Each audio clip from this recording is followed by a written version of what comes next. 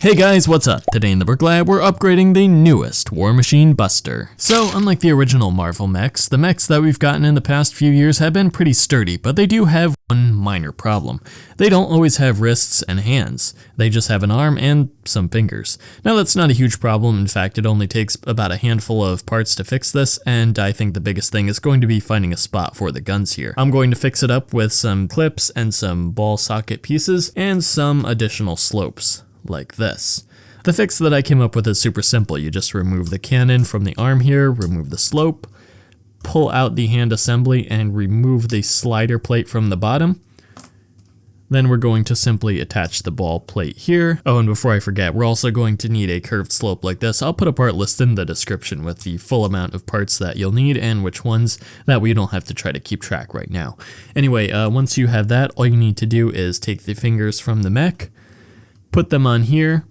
We're going to grab one of these slope pieces, pop it on, and we're done. That's my fix for the mech and their hands. And if you're wondering why I put the clip here, it's just in case you want him to hold any weaponry or anything like that. In fact, if you're not planning on that, you can just remove that and maybe just put the slider plate back in place here, and there you go. He still has the repulsor cannons. Now, if you're wondering how you can reattach these guns and still use them for something, well, don't worry. I have an idea for that as well. But first, though, let's fix up the other hand. So again, like I did before, we'll rip off the cannon, rip off the slope, pull out the hand, and remove the slider plate from underneath. Then we're going to take the ball and socket and the clip and place them on. Lock it in place with a curved slope, put the fingers back on, and just as a finishing touch, put another slope here. Then we're going to pick up the two guns here, and you notice that they actually fit together very well like this. So what I did was just take this assembly here, which is just one of those new short bar pieces with a stud with a hole in the center, a 2x2 round plate.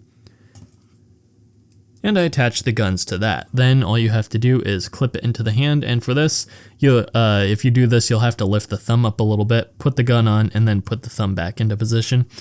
And you can see here, it's actually a pretty effective pistol for War Machine. You can put some studs in there and fire away, and it looks like his mech is holding it with his finger on the trigger. So yeah, that's what I did just to fix up the mech here, but there is another option for the gun. If you'll remember, a few years ago, Star Wars had this buildable line of action figures, and while I can't say I thought very much of those action figures, they did come with one cool piece in particular, and that was this spring-loaded shooter cannon barrel gun thingy. So yeah, basically it's this Technic piece. You put a spring-loaded shooter in here. I put some ingots on the bottom of that just to help fill it in. You can put this Technic connector piece here, and this is going to be the trigger of your gun. You put the little dart in there, and then all you have to do is pull the trigger, and bam, there you go. So it's a pretty big cannon, and I think a few years ago when I modified the War Machine Buster that we got from Endgame, I actually ended up putting it on the shoulder. It is a little big, but I think it would work if you wanted to do that. So yeah, but as it is, you can use it the same way as you use the other cannon that we just made.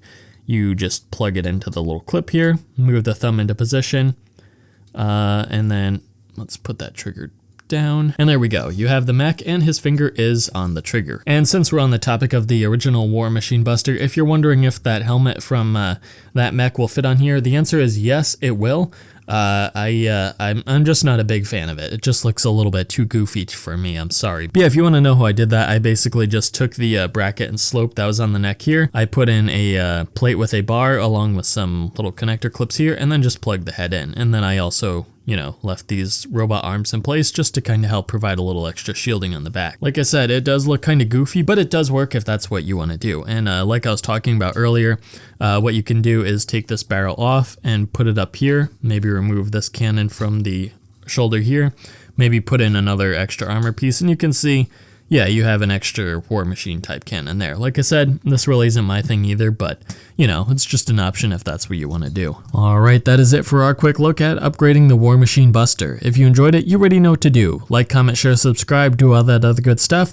And if you don't, well, just you know this well-armed gentleman just may or may not come and hunt you down.